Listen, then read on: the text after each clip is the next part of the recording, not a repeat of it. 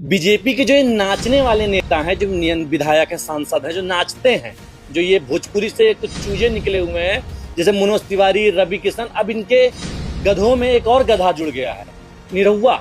इससे सवाल पूछा गया, पर इसका सवाल का जवाब सुन लीजिए। जो मेन बात है उस पर तो कोई बात करता नहीं है कि भाई संसाधन उतना ही है और जनसंख्या बढ़ रही है तो महंगाई बढ़ रही है। जनसंख्या पे कंट्रोल करो, महंगाई पे कंट्रोल हो जाएगी। मतलब इस गधे से ये पूछा जा रहा है कि लगातार चीनी महंगी होती जा रही है, तो इस गांडू को इतना ज्ञान नहीं है कि हमारे भारत में जो चीनी उत्पादन होता है बहुत पर्याप्त मात्रा में होता है।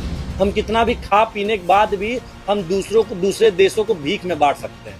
इस गांडू को ये नहीं पता। और ये किसकी हवाला दे रहा है, किस चीज का, कि पॉपुलेशन बहुत ज्यादा है। अबे चूतिए, जब सत्ता में बीजेपी नहीं थी, जब उससे पहले जब अदर पार्टियां थी, तो तुम चीनी का ही हवाला देते थे, महंगाई का ही हवाला देते थे।